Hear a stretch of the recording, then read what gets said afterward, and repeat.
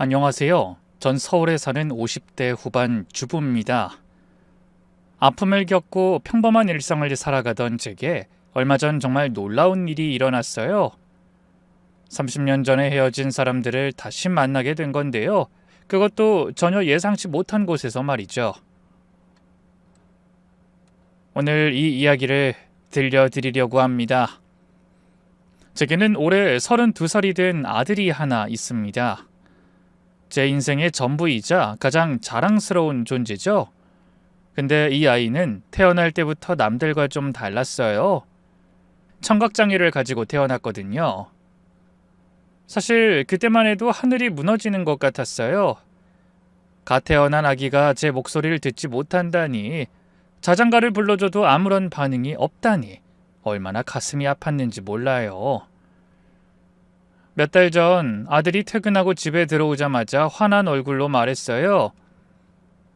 어머니, 저 이번에 부사장으로 승진했어요. 저는 너무 기뻐서 아들을 꼭 안아줬어요.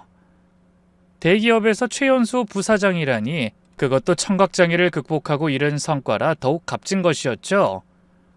정말? 우리 아들 정말 대단해. 엄마가 얼마나 자랑스러운지 몰라. 제가 눈물을 글썽이며 말했어요. 다 어머니 덕분이에요. 어머니가 포기하지 않고 키워주셨잖아요. 아들의 말에 더욱 가슴이 뭉클해졌죠. 아들은 어릴 때 인공와우 수술을 받았습니다. 지금은 보청기의 도움을 받긴 하지만 일상생활에 전혀 지장이 없을 정도로 잘 듣고 말할 수 있어요. 하지만 그 과정이 얼마나 힘들었는지, 얼마나 많은 언어 치료와 재활 훈련을 거쳐야 했는지는 저와 아들만이 알고 있죠. 당시 살던 집도 팔고 적금도 깨고 대출도 받았어요. 수술 후에는 매주 3번씩 언어 치료실에 다녔는데 한 번 갈 때마다 10만 원씩 들었죠. 엄마, 엄마. 아이가 처음으로 엄마라는 발음을 흉내냈을 때 언어치료사 선생님과 함께 얼싸안고 울었어요. 그 한마디 듣는데 2년이 걸렸지만 포기하지 않은 보람이 있었죠. 근데 어머니, 다음 달에 저희 회사 창립기념 행사가 있는데요. 제가 공로상을 받게 됐어요. 어머니 꼭 오셔야 해요. 아들이 제 손을 잡으며 간청했어요. 나? 내가 왜? 제가 상 받으면서 감사 인사를 할 건데 어머니가 안 계시면 의미가 없잖아요. 어머니가 계셨기에 제가 여기까지 올 수 있었는데. 그 말에 가슴이 뭉클해졌어요. 사실 저는 그런 큰 행사에 가본 적이 없어서 부담스럽기도 했지만 아들의 간절한 부탁을 거절할 수가 없었죠. 그날 이후로 행사에 입고 갈 옷을 고르느라 바빴습니다. 평소엔 편한 옷만 입고 다녔는데 아들 회사 사람들 앞에서 초라해 보이면 안 되니까요. 백화점에 가서 단정한 정장을 하나 장만했어요. 이거 어때요? 너무 튀진 않나요? 아니요, 어머님. 정말 폼이 있으세요. 아드님이 자랑스러워 하실 거예요. 매장 직원의 칭찬에도 불안한 마음에 재혼한 남편과 함께 다시 가서 확인받았어요. 여보, 이거 괜찮아? 너무 과한 건 아니고? 여보, 너무 신경 쓰지 마. 뭘 입어도 당신은 예뻐. 언제나 그랬듯 따뜻하게 말해주며 옷을 고르는 동안 옆에서 많이 도와줬어요. 네, 저는 10년 전에 재혼했습니다. 지금 남편은 제 과거를 다 알고도 저와 아들을 따뜻하게 받아준 좋은 사람이에요. 첫 결혼 생활에 상처가 있었지만 지금은 정말 행복하게 살고 있죠. 남편은 아들을 친아들처럼 아껴주고 아들도 새아버지를 잘 따릅니다. 시상식이 있기 일주일 전부터 저는 잠을 설쳤습니다. 아들이 상을 받는 모습을 빨리 보고 싶은 마음도 있었지만 왠지 모를 불안감도 있었거든요. 그게 무엇 때문인진 저도 잘 몰랐습니다. 그저 큰 행사라 긴장이 되나 보다 생각했죠. 엄마, 왜 그렇게 잠을 못 주무셔? 벌써 며칠째 그러시는데. 아들이 걱정스럽게 물었어요. 아니야, 그냥 너무 기대돼서 그래. 우리 아들이 상 받는 걸 빨리 보고 싶어서. 에이, 별거 아니에요. 그냥 회사에서 주는 상이에요. 아니 무슨 소리야. 네가 받는 상은 다 특별해. 아들은 웃으며 제 어깨를 토닥여줬습니다. 그런 아들을 보며 저는 30년 전 그날들이 떠올랐어요.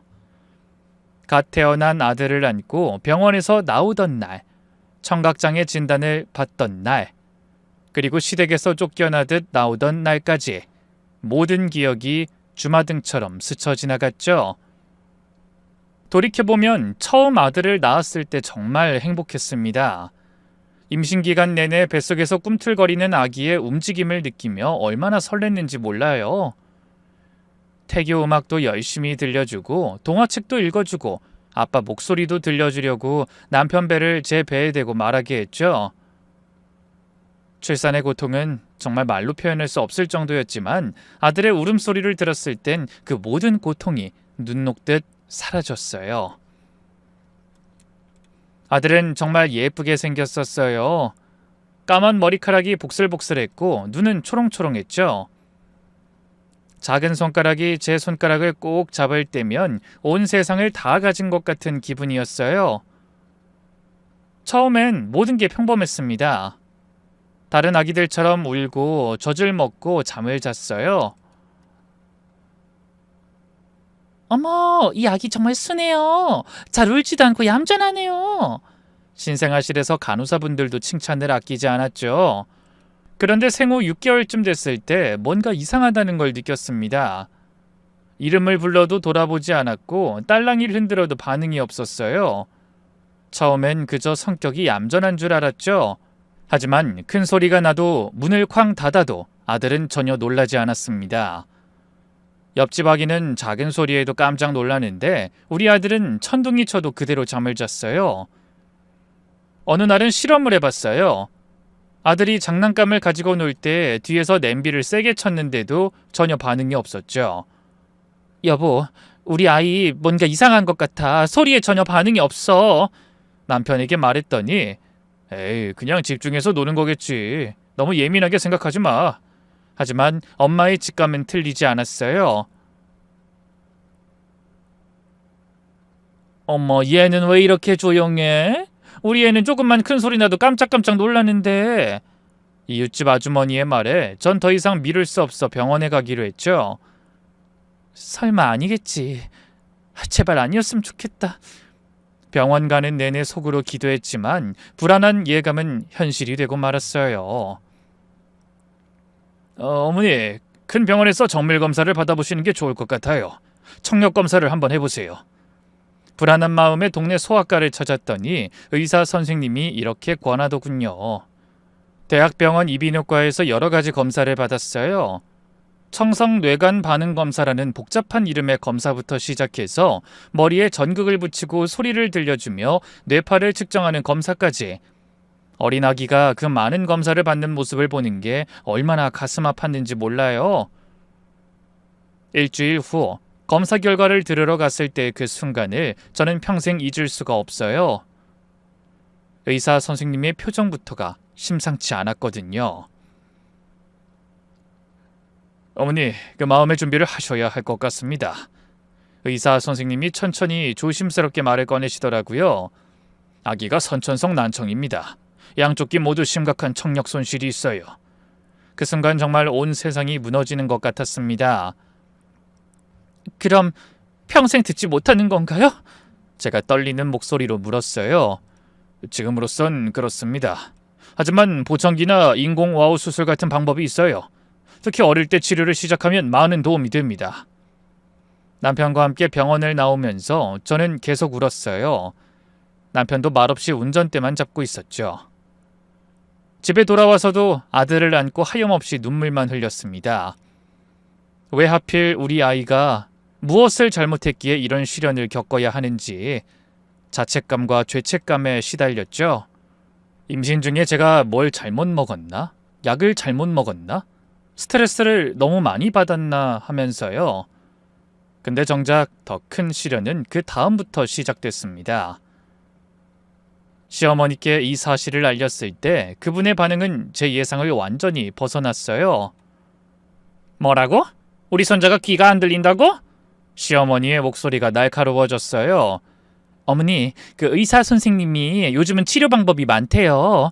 보청기도 있고 수술도. 그게 문제가 아니야. 우리 집안에 대대로 그런 사람이 없었는데 갑자기 왜 이런 일이 생기는 거야? 시어머니는 저를 의심의 눈초리로 바라보셨어요. 너 임신했을 때 뭐 잘못 먹은 거 없어? 아니면 어디 부딪힌 적은? 아니에요, 어머님. 정말 조심했어요.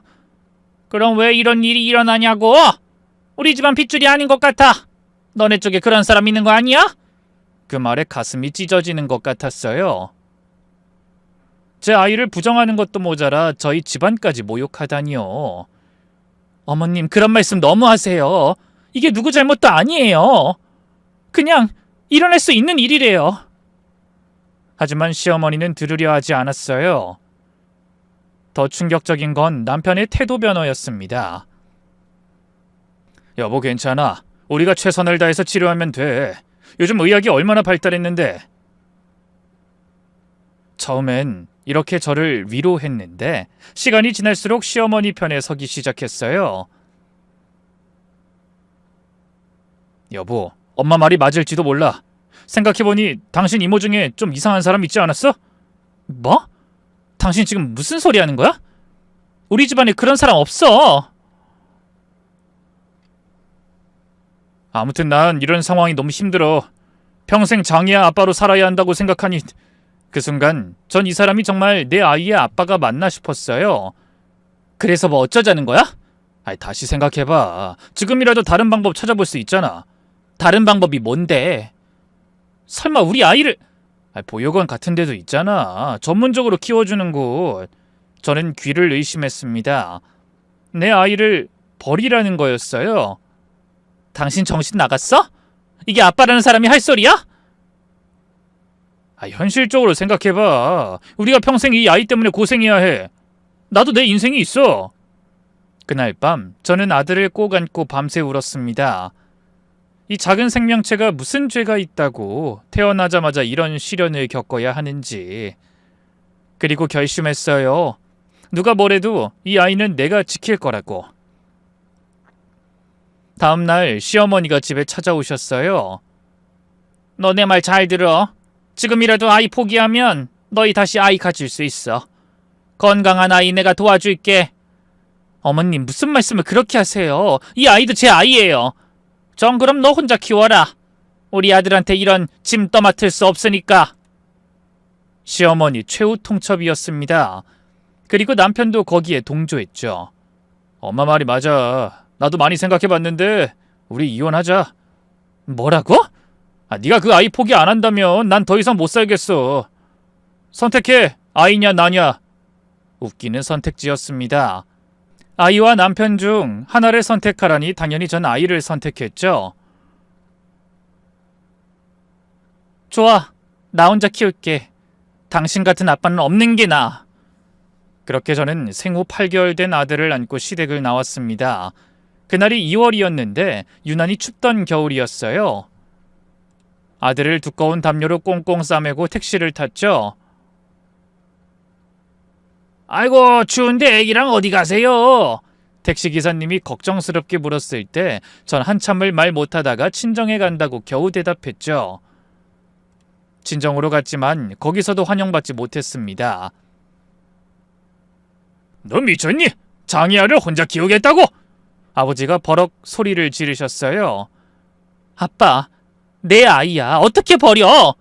그래도 현실적으로 생각해야지. 너 혼자서 어떻게 장이아를 키워? 돈은? 교육은? 내가 알아서 할게. 그렇게 고집 부릴 거면 집 나가! 호적에서 파버릴 테니까! 친정에서도 쫓겨난 저는 정말 막막했습니다. 하지만 포기할 수 없었어요. 아들의 맑은 눈을 보면 이 아이가 얼마나 예쁘고 소중한지 남들은 모르는 것 같았거든요. 그 후로 작은 원룸을 구했습니다. 보증금은 그동안 모아둔 적금을 깨서 마련했죠. 바로 일자리도 구했어요. 다행히 동네 작은 식당에서 저를 받아줬습니다. 아들을 데리고 출근해도 된다는 조건이었죠. 아기가 참 예쁘네. 근데 왜 혼자야? 사장님이 물었을 때 전 그냥 웃었어요. 길게 설명하고 싶지 않았거든요. 사정이 좀 있어서요. 그래, 뭐 다들 사정이 있지. 일 열심히 하면 되는 거야. 일하면서 아들을 키우는 건 정말 힘들었어요. 손님들 주문을 받다가도 아이가 울면 달려가야 했고 설거지하다가도 기저귀를 갈아야 했죠. 하지만 사장님이 좋은 분이라 많이 도와주셨어요. 애 엄마, 내가 잠깐 봐줄 테니까 밥 좀 먹어. 아니에요, 괜찮아요. 아니 뭐가 괜찮아. 너 요즘 제대로 먹는 것도 못 봤어. 그렇게 주변 사람들의 작은 도움으로 하루하루를 버텼습니다. 하지만 가장 힘든 건 아들의 장애를 받아들이고 대처하는 일이었어요. 그 후로 전 수화를 배우기 시작했습니다. 아들과 소통하려면 반드시 필요했거든요. 퇴근 후 피곤한 몸을 이끌고 수화 교실에 갔어요. 처음엔 손가락이 얽히고 헷갈렸지만 아들을 생각하며 열심히 배웠죠. 이게 엄마야. 따라해봐. 아직 말도 못하는 아들에게 매일 수화를 가르쳤어요. 아들이 이해하든 못하든 계속 손짓으로 이야기했죠. 언젠가는 알아들을 거라 믿으면서요. 사람들의 시선도 견뎌야 했습니다. 아들이 소리에 반응하지 않으면 다들 이상하게 쳐다봤어요. 저 아이 좀 이상한 것 같은데? 엄마가 관심이 없나 봐. 불러도 안 쳐다보네. 그럴 때마다 마음이 찢어졌지만 아무 말도 하지 않았어요. 일일이 설명하기도 지쳤고 무엇보다 아이 앞에서 그런 이야기를 하고 싶지 않았거든요. 특히 기억에 남는 일이 있어요. 어느 날 한 손님이 아들을 보더니 대놓고 물었죠. 아줌마, 이 아이 왜 이름 불러도 안 쳐다봐요? 뭐가 문제예요? 제가 아이가 청각장애가 있다고 설명하자 그 손님은 혀를 차며 말했어요. 아이고 불쌍해라. 요즘 의학이 발달했는데 왜 안 고쳐요? 엄마가 게으른 거 아니에요? 그 말에 얼마나 상처받았는지 몰라요. 죄송합니다. 열심히 치료하고 있어요. 하지만 전 그냥 이렇게 대답했어요. 설명해봤자 이해하지 못할 사람이니까요. 하루는 식당에 젊은 부부가 아기를 데리고 왔어요. 또래 아기였는데 엄마가 까꿍하자 까르르 웃으며 반응하는 모습을 보고 얼마나 부러웠는지. 우리 아들은 제가 아무리 까꿍을 해도 우연히 시선이 마주쳤을 때만 웃을 뿐이었거든요. 그 부부가 나간 후 화장실에 들어가서 한참을 울었어요. 미안해 아가야. 엄마가 미안해. 그래도 포기하지 않았습니다. 아들을 위해서라면 뭐든 할 수 있었으니까요. 새벽부터 밤 늦게까지 일하며 돈을 모았고 틈날 때마다 청각장애 관련 정보를 찾아 공부했어요. 그리고 마침내 아이가 3살이 되었을 때 인공와우 수술을 결정했습니다. 인공와우 수술을 결정하기까지 정말 고민을 많이 했어요. 수술비가 5천만 원이 넘는다는 말에 처음엔 막막했죠. 그동안 식당 일과 편의점 알바를 하며 모은 돈은 겨우 1,000만 원 정도였거든요. 하지만 아들이 소리를 들을 수 있다면, 엄마 목소리를 들을 수 있다면 뭐든 해야겠다고 생각했어요. 매일 밤 통장을 펼쳐보며 계산했죠. 식당 월급 150만 원, 편의점 알바 80만 원, 아무리 아껴도 한 달에 50만 원 저축이 고작이었죠. 이 속도로는 10년이 걸려도 모으기 힘들겠네. 한숨이 절로 나왔어요. 그래도 포기할 순 없었죠. 잠자는 아들의 얼굴을 보면 이 아이가 엄마라고 부르는 소리를 들을 수 있다면 뭐든 할 수 있을 것 같았거든요. 그때부터 더 열심히 일했어요. 식당 일이 끝나면 바로 편의점으로 달려갔고 주말엔 이벤트 행사 알바까지 뛰었죠. 아줌마 너무 무리하지 마세요. 몸 상할라. 편의점 사장님이 걱정하셨지만 전 괜찮다고 했어요. 사실 피곤해서 서 있기도 힘들었지만 아들을 생각하면 힘이 났거든요. 병원 상담실에 갔을 때 일이 아직도 생생해요. 커다란 책상 너머로 직원이 딱딱한 표정으로 앉아 있었죠. 어머니, 인공와우 수술비는 양쪽 귀 기준으로 5,300만 원입니다. 여기에 입원비, 재활치료비는 별도고요. 손가락으로 계산기를 두드리며 설명하는 모습이 마치 제 가슴을 두드리는 것 같았어요. 그렇게 비싸요? 네, 이건 기본 비용이고요. 향후 외부 장치 교체나 배터리 비용도 지속적으로 들어갑니다. 상담실을 나와 병원 로비 의자에 털썩 주저앉았어요. 5,300만 원이라니. 제가 10년을 일해도 모으기 힘든 돈이었죠. 하지만 포기할 순 없었어요. 아가야, 엄마가 꼭 돈 마련할게. 너도 다른 아이들처럼 소리 듣게 해줄게. 품에 안긴 아들에게 속삭였어요. 그때 옆을 지나가던 할머니 한 분이 제게 휴지를 건네주셨죠. 그제야 제가 울고 있다는 걸 알았죠. 아이, 젊은 엄마가 왜 이렇게 우나? 힘내요. 모르는 분의 위로에 더 눈물이 났어요.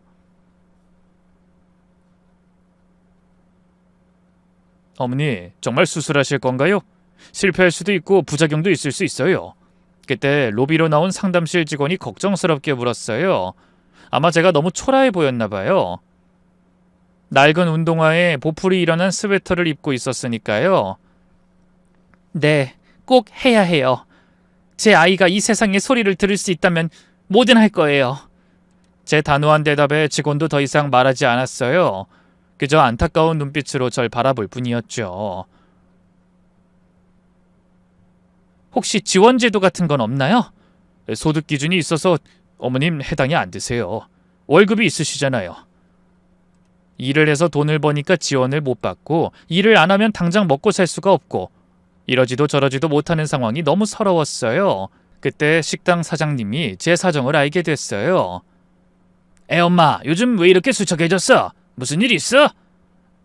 아니에요, 괜찮아요. 아이, 뭐가 괜찮아? 일하다가도 한숨만 쉬고.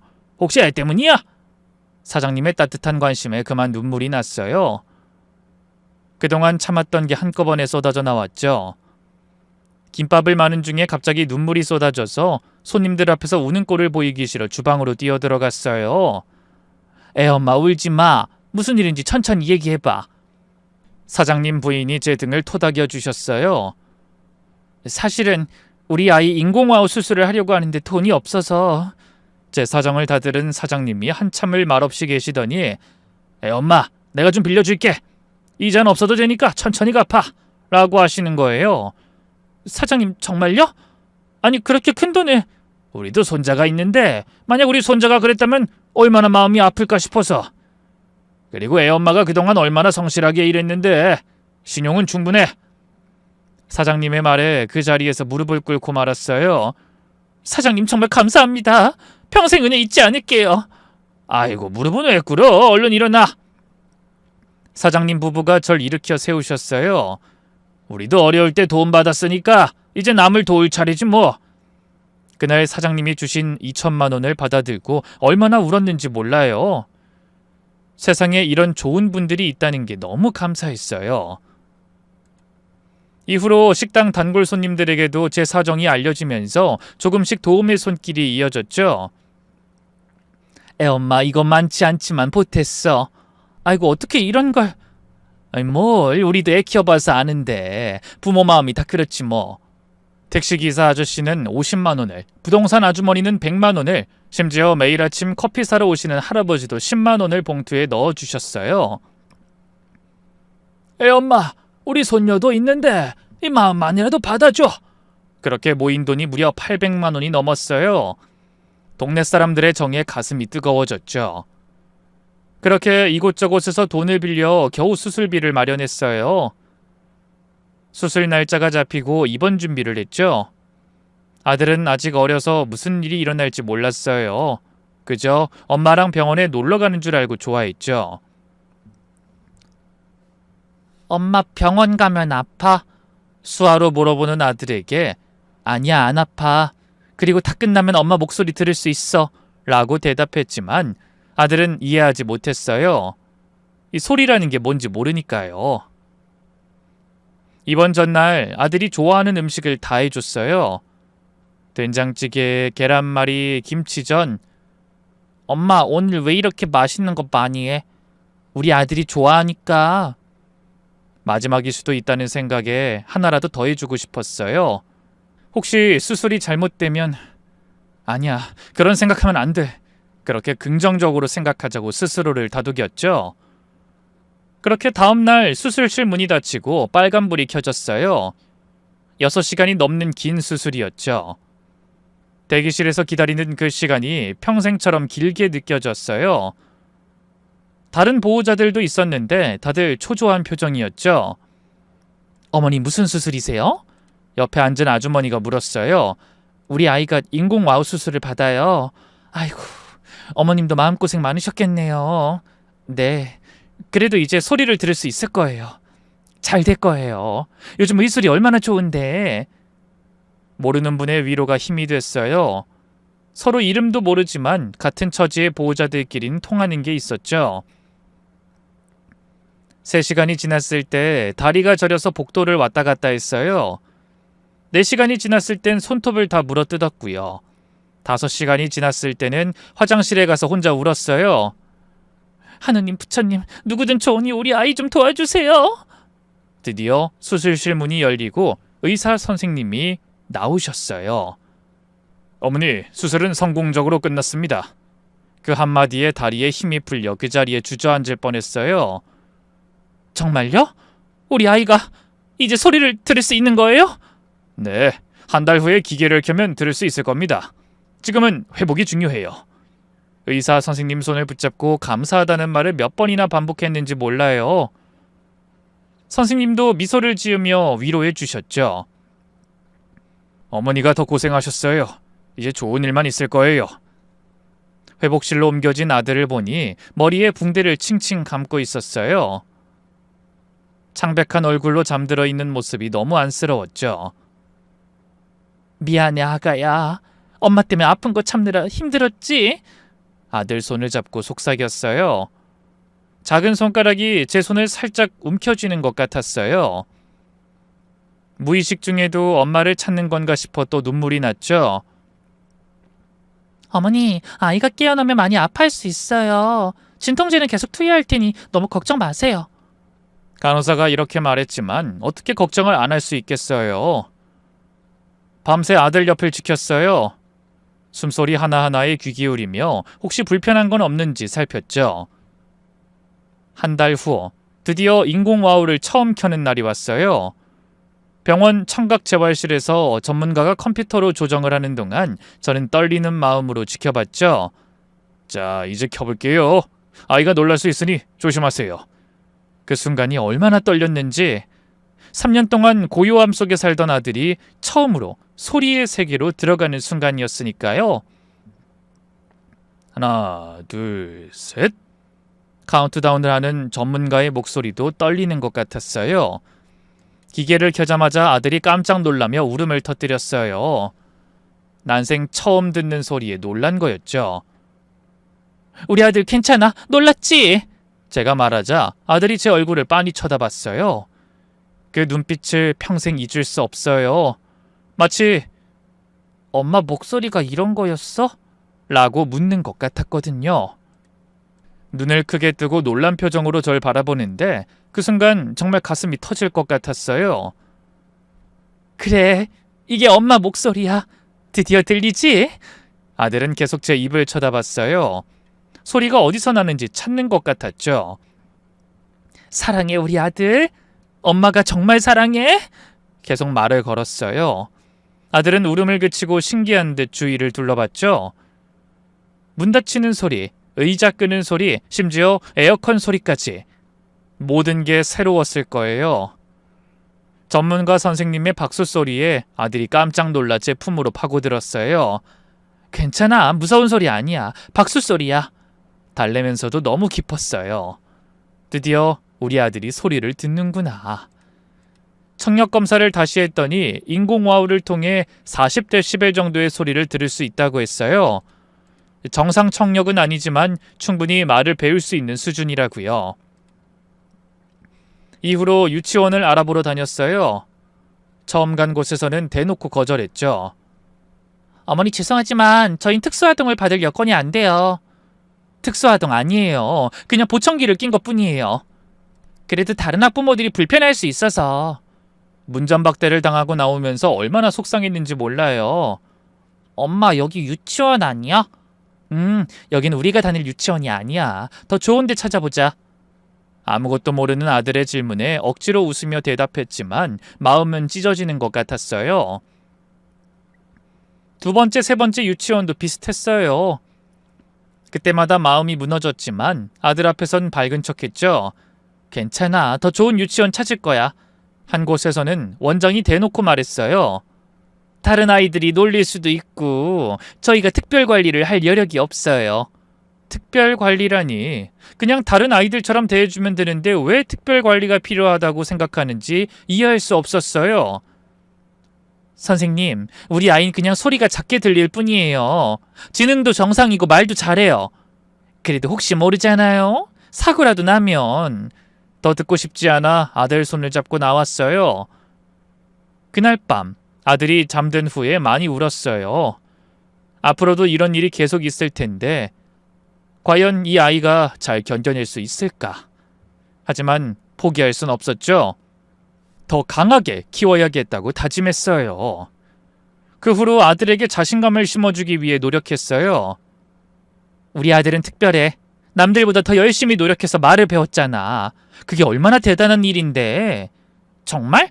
그럼. 엄만 우리 아들이 세상에서 제일 자랑스러워. 매일 밤 자기 전에 이런 이야기를 해줬어요. 넌 충분히 멋진 아이야. 인공화호는 너를 더 특별하게 만들어주는 거야. 엄마, 나 정말 특별해? 당연하지. 누가 뭐래도 넌 엄마의 보물이야. 아들은 제 말을 듣고 활짝 웃었어요. 그 미소를 지켜주고 싶었어요. 세상의 편견과 차별로부터 이 아이를 지켜주고 싶었죠. 그래서 더 강한 엄마가 되어야겠다고 다짐했어요. 시간이 지나 초등학교 입학을 앞두고 큰 결심을 했죠. 더 좋은 환경에서 아이를 키우고 싶었거든요. 그동안 정말 아끼고 아껴서 모은 돈으로 작은 전셋집으로 이사했어요. 비록 반지하였지만 원룸보다는 훨씬 나았죠. 이사 가는 날 짐이라고는 낡은 이불 몇 채와 그릇 몇 개가 전부였어요. 이삿짐 센터 아저씨가 이게 다냐고 물을 정도였죠. 네, 이게 다예요. 애하고 둘이 사니까 짐이 별로 없어요. 엄마, 우리 집 넓어졌어. 아들이 좋아하는 모습에 뿌듯했어요. 방 하나를 아이 공부방으로 꾸며줬죠. 책상도 사고 책꽂이도 놨어요. 비록 중고였지만 아들은 정말 좋아했어요. 엄마, 이제 내 방이 생겼어. 친구들 초대해도 돼? 그럼 당연하지. 하지만 속으론 걱정됐죠. 과연 아들에게 친구가 생길까? 초등학교 입학식 날이 아직도 생생해요. 다른 아이들은 부모님이 둘 다 왔는데 우린 저 혼자였죠. 아들은 혹시 서운해할까봐 걱정했는데 오히려 제 손을 꼭 잡으며 말했어요. 엄마, 난 엄마 혼자여도 충분해. 엄마가 2명 역할 다 하잖아. 그 말에 또 눈물이 났어요. 언제 이렇게 컸나 싶더라고요. 입학식이 끝나고 담임 선생님을 찾아갔어요. 선생님, 우리 아이가 인공와우를 착용하고 있어요. 혹시 수업 중에 불편한 점 있으면 말씀해 주세요. 어머니 걱정 마세요. 제가 특수교육도 공부했어요. 잘 돌봐드릴게요. 젊은 여선생님이었는데 밝게 웃으며 대답하시는 모습을 보고 한시름 났죠. 그렇게 시작된 학교 생활은 생각보다 순조로웠어요. 담임 선생님이 첫날 아이들에게 설명을 잘 해주셨대요. 우리 반 친구는 귀에 특별한 기계를 하고 있어요. 이건 안경처럼 잘 보게 도와주는 거예요. 덕분에 아이들도 자연스럽게 받아들였죠. 하지만 가끔 상처받는 일도 있었어요. 어느 날 아들이 울면서 집에 왔어요. 엄마, 오늘 체육 시간에 애들이 내 인공화호 보고 로봇이라고 놀렸어. 그랬구나. 많이 속상했겠네. 응, 나도 다른 애들처럼 생겼으면 좋겠어. 그날 밤 아들과 긴 대화를 나눴어요. 세상엔 다 다른 사람들이 살아. 안경 쓴 사람, 휠체어 탄 사람, 보청기 낀 사람. 다 다르지만 모두 소중한 사람들이야. 근데 왜 나만 놀려? 그 친구들은 아직 잘 몰라서 그래. 네가 얼마나 멋진 아이인지 알게 되면 놀리지 않을 거야. 그 후로 아들은 더 강해졌어요. 놀림을 받으면 당당하게 대답했대요. 이거 엄청 비싼 거야. 너흰 없지? 그런 아들이 대견하면서도 안쓰러웠어요. 너무 일찍 강해져야 했으니까요. 아들은 정말 공부를 잘했어요. 매번 상위권 성적을 유지했죠. 특히 수학과 과학을 좋아했어요. 엄마, 나 수학 100점 받았어. 우리 아들 정말 대단하다. 제게 시험지를 자랑스럽게 보여주던 아들은 4학년이 되던 해 컴퓨터에 관심을 보이기 시작했어요. 엄마, 나 컴퓨터 학원 다니고 싶어. 컴퓨터 학원? 왜? 프로그래밍 배우고 싶어. 나중에 게임도 만들고 싶고. 학원비가 부담됐지만 아들이 하고 싶다는 걸 막을 수 없었어요. 컴퓨터 학원에서 아들은 두각을 나타냈죠. 어머님, 아드님이 정말 재능 있어요. 이해력도 빠르고 창의적이에요. 선생님이 이렇게 칭찬할 정도였죠. 아들은 집에 와서도 계속 컴퓨터 앞에 앉아 뭔가를 만들었어요. 엄마, 내가 만든 프로그램이야. 숫자 맞추기 게임인데 해볼래? 중학교에 진학하면서 아들은 더욱 성숙해졌어요. 키도 훌쩍 크고 목소리도 굵어졌죠. 사춘기가 왔는지 가끔 예민해지기도 했지만 그래도 착한 아이였어요. 엄마, 나 고등학교는 과학고 가고 싶어. 과학고? 거긴 공부 엄청 잘하는 애들만 가는 데 아니야? 나도 잘하잖아. 그리고 거기 가면 컴퓨터 더 깊이 배울 수 있대. 아들을 위해 과학고 입시를 알아봤어요. 경쟁이 치열했지만 아들은 포기하지 않았죠. 매일 밤 늦게까지 공부하고 주말엔 도서관에서 살다시피 했어요. 너무 무리하지 마. 건강이 먼저야. 괜찮아, 엄마. 나 꼭 합격하고 싶어. 그리고 드디어 합격 발표 날, 인터넷으로 결과를 확인하는데 손이 떨렸어요. 엄마, 내 수험번호 있어. 합격이야. 아들이 소리치며 뛰어다녔어요. 저도 함께 울고 웃었죠. 고등학교 3년은 정말 힘들었어요. 기숙사 생활을 해야 했는데 처음엔 적응이 어려웠대요. 엄마, 룸메이트가 내 인공와우 충전하는 거 보고 신기해. 그래? 뭐라고 하던?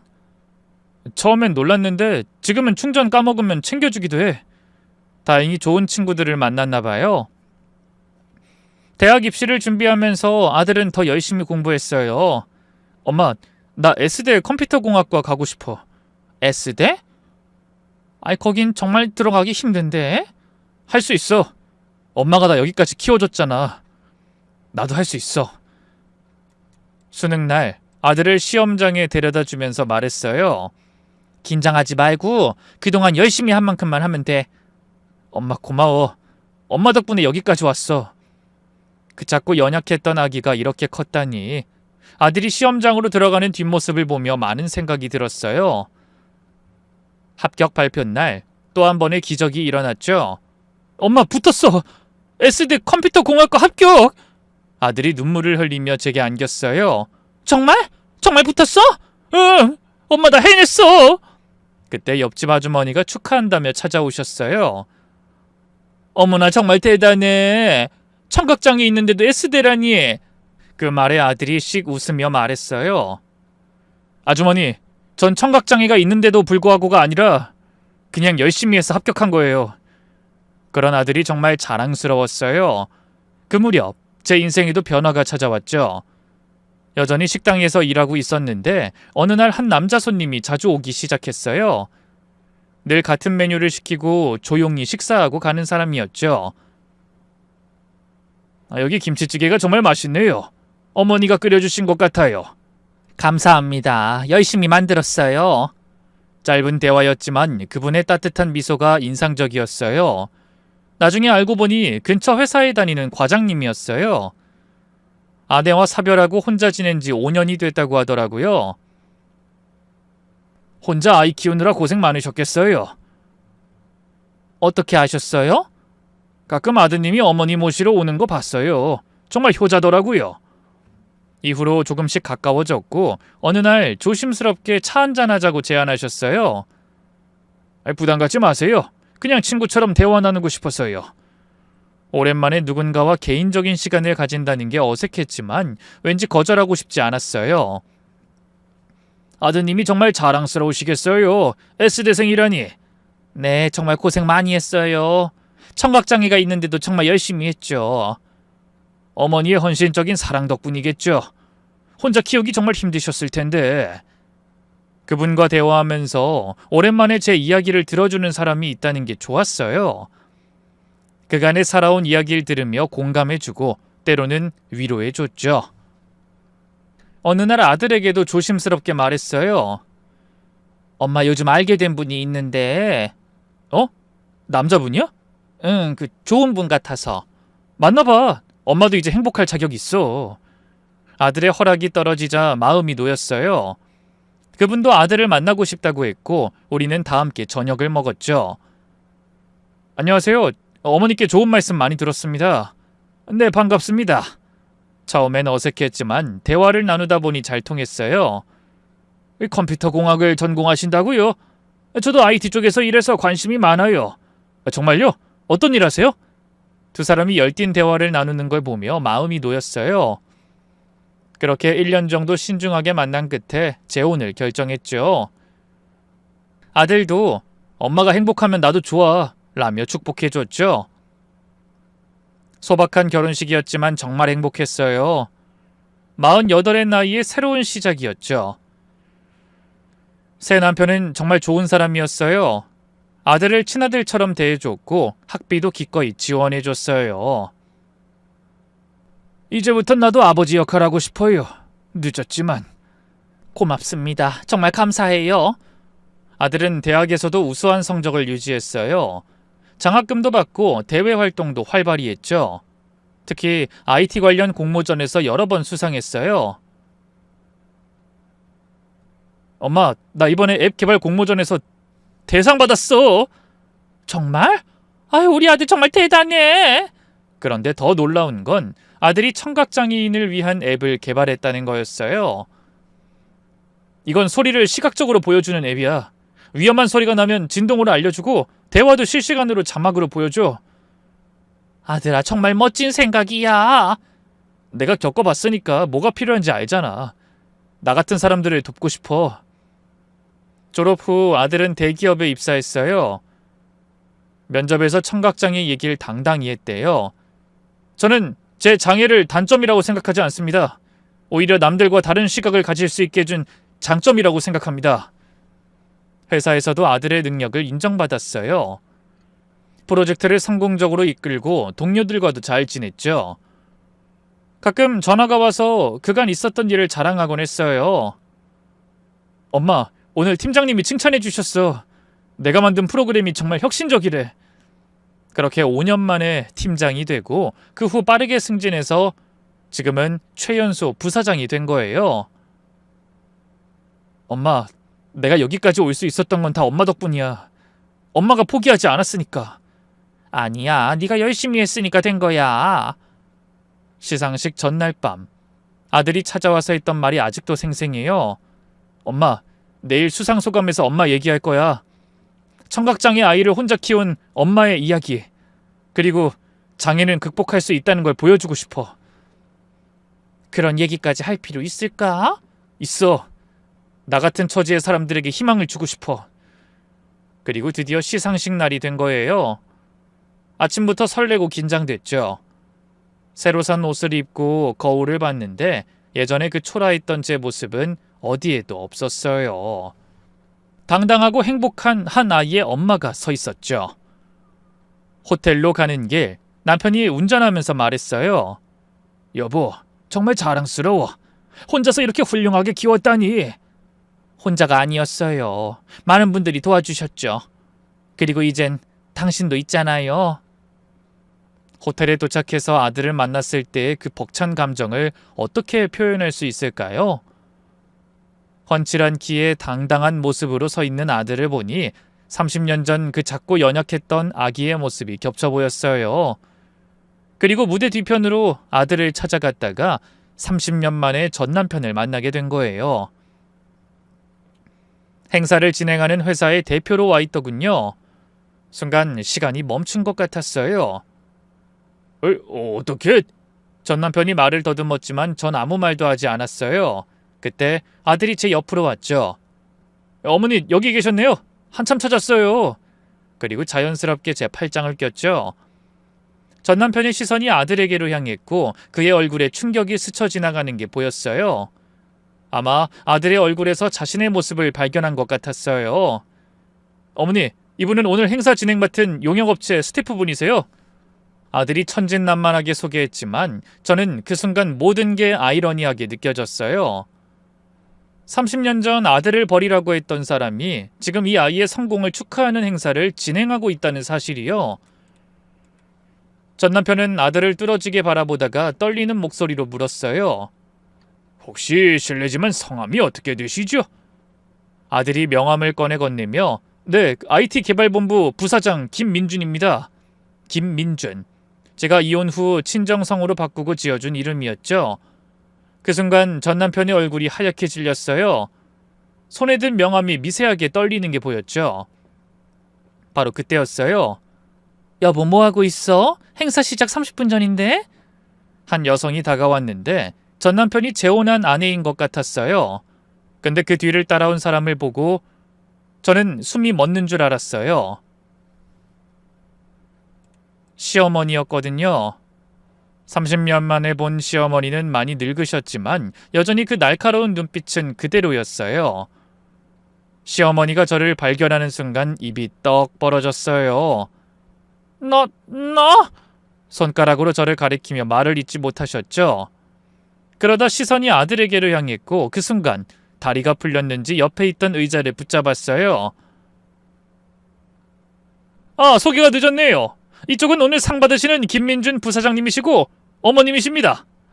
그때 홍보팀 직원이 다가와 저희를 소개했어요. 시어머니의 얼굴이 더욱 창백해졌죠. 부사장님이라고요? 시어머니가 떨리는 목소리로 물었어요. 그때서야 깨달으신 것 같았어요. 아들의 회사가 발주한 이 큰 행사를 자신들의 작은 이벤트 회사가 겨우 따는 이유를요.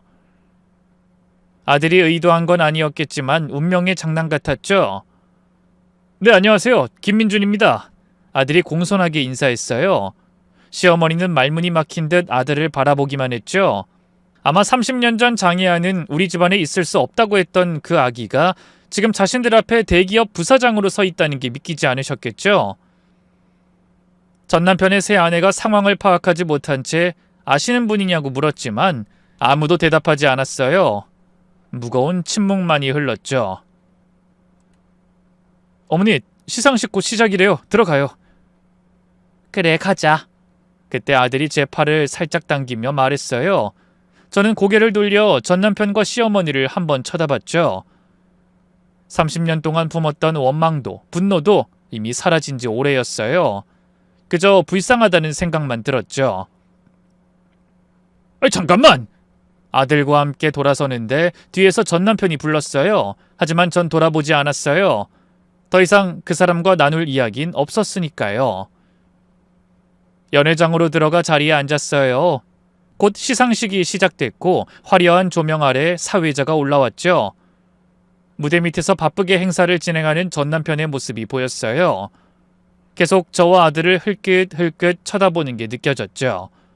드디어 아들이 상을 받는 순서가 왔어요. 다음은 우리 회사의 미래를 이끌어갈 젊은 리더 최연소 부사장 김민준 부사장님께 공로상을 수여하겠습니다. 박수 소리가 터져나왔고 아들이 당당하게 무대로 올라갔죠. 상을 받고 난 뒤 아들이 마이크를 잡았어요. 먼저 이런 큰 상을 주신 회사와 동료들께 감사드립니다. 하지만 오늘 제가 가장 감사드리고 싶은 분은 저기 앉아 계신 저희 어머니입니다. 순간 모든 시선이 저에게로 쏠렸어요. 얼굴이 화끈거렸지만 아들을 바라봤죠. 연회장이 조용해졌어요. 다들 숨죽이고 아들의 이야기를 들었죠. 어머니는 늘 말씀하셨어요. 넌 장애가 있는 게 아니라 특별한 거야 라고요. 그 믿음 덕분에 전 여기까지 올 수 있었습니다. 엄마, 사랑합니다. 그리고 감사합니다. 시상식이 끝나고 리셉션이 이어졌어요. 많은 사람들이 다가와 축하 인사를 건넸죠. 정말 감동적이었어요. 훌륭한 어머니십니다. 그런 말들을 들으며 저는 그저 고맙다고만 했어요. 그때 화장실을 가려고 복도로 나왔는데 누군가 제 팔을 잡았어요. 시어머니였죠. 예전에 당당하고 날카로운 모습은 온데간데 없었어요. 잠깐만 얘기 좀 하자. 떨리는 목소리로 말씀하셨어요. 저는 잠시 망설이다가 고개를 끄덕였죠. 조용한 곳으로 이동했죠. 그 아이가 정말 그때 그 아이 맞니? 네, 맞아요. 어떻게 그렇게 키웠니 혼자서? 시어머니의 눈에 눈물이 고였어요. 포기하지 않았을 뿐이에요. 정말 미안하다. 내가 그때 얼마나 몹쓸 짓을 했는지. 시어머니가 갑자기 제 손을 잡았어요. 지금이라도 용서해 줄 수 있겠니? 저는 조용히 손을 뺐어요. 이미 다 지난 일이에요. 원망도 미움도 이젠 없어요. 다만 너무 늦었어요. 30년이나 늦었죠. 그때 전 남편이 나타났어요. 미안하다. 그래도 한마디는 하고 싶었어. 내가 버린 아이가 이렇게 훌륭하게 컸다니 부끄럽고 후회스럽고. 전 남편이 고개를 떨궜어요. 재혼했지만 아이는 없어. 못 가진 게 아니라 안 가진 거야. 아버지가 될 자격이 없다고 생각했거든. 솔직히 좀 놀랐어요. 그래도 좀 후회하고 있었구나. 혹시 민준이 만날 수 있을까? 아니, 아버지라고 밝히지 않을게. 그냥 한 번만. 안 돼. 제가 잘라 말했어요. 민준이 이미 좋은 아버지가 있어. 10년 전에 재혼했고 당신이 끼어들 자리는 없어. 그 순간 아들이 절 찾으러 왔어요. 분위기가 심상치 않다는 걸 느낀 것 같았죠. 무슨 일이 있으세요? 아들이 조심스럽게 물었어요. 저는 아들의 팔을 잡고 가자고 했지만 아들은 움직이지 않았어요. 혹시 절 아시나요? 아들이 전 남편을 보며 물었어요. 전 남편이 입을 열려는 순간 제가 먼저 말했죠. 그냥 오래전에 알던 사람들이야. 하지만 아들은 똑똑한 아이였어요. 제 표정, 그들의 표정, 그리고 이 묘한 분위기에서 뭔가 느꼈을 거예요. 어머니, 이분들이 혹시... 아들의 표정이 굳어졌어요. 잠시 침묵이 흐른 뒤 아들이 입을 열었죠. 그렇군요. 어머니한테 들었습니다. 제가 태어났을 때 일을요. 민준아, 나는... 전 남편이 더듬거리며 말하려 했지만 아들이 손을 들어 막았어요. 죄송하지만 들을 말씀 없습니다. 30년 전에 절 포기하신 분들과 지금 와서 무슨 대화를 나누겠습니까? 민준아, 할머니가 정말 미안하구나. 아들은 시어머니를 무시하고 전 남편을 똑바로 쳐다봤어요. 확실히 말씀드릴게요. 당신은 제 아버지 아닙니다. 그 순간 전 남편의 얼굴이 일그러졌어요. 시어머니도 더 이상 말을 하지 못했죠. 그리고 한 가지 더 말씀드리자면 아들이 이어서 말했어요. 오늘 행사 잘 진행해 주셔서 감사합니다. 하지만 우리 회사와의 계약은 이번이 마지막일 겁니다. 더 전문적이고 규모 있는 업체와 일하고 싶어서입니다. 냉정한 비즈니스 통보였어요. 전 남편의 작은 행사 기획 회사로서는 큰 타격일 거였죠. 그날 밤 집에 도착해서 아들이 솔직한 마음을 털어놨어요. 사실 그 자리에서 홍보팀에 전화해서 계약 검토하라고 지시하고 싶었어요. 근데 왜 안 했어? 제가 복수심에 사로잡히면 엄마가 실망하실 것 같았어요. 전 아들의 손을 잡았어요. 민준아, 잘 생각했어. 복수하면 뭐해? 넌 그 사람들하고 다르잖아. 아들의 눈에서 눈물이 흘렀죠. 죄송해요, 엄마. 뭐가 죄송해? 저 때문에 엄마가 그렇게 고생하셨잖아요. 만약 제가 정상으로 태어났다면... 전 아들을 꼭 안았어요. 그런 말 하지 마. 네가 있어서 엄마가 얼마나 행복한데. 넌 엄마의 가장 큰 축복이야.